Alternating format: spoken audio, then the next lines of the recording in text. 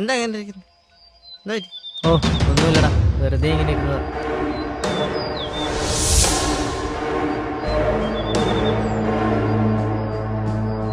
മോനെ, നമ്മുടെ ജാതിന്നൊരു പെണ്ണിനെ കെട്ടിയാലേ ഇട്ടന് മതിയാവൂ.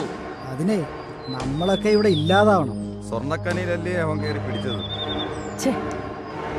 നിങ്ങൾക്കൊക്കെ ഇപ്പൊ എന്താ വേണ്ടേ? നിന്റെ കയ്യും കാലും ഞങ്ങൾ തല്ലി ഓടിക്കും. നിന്നെ ഞങ്ങൾ കാത്തു നടക്കുകയായിരുന്നു. ജീവൻ വേണേ നാട് വിട്ടോ.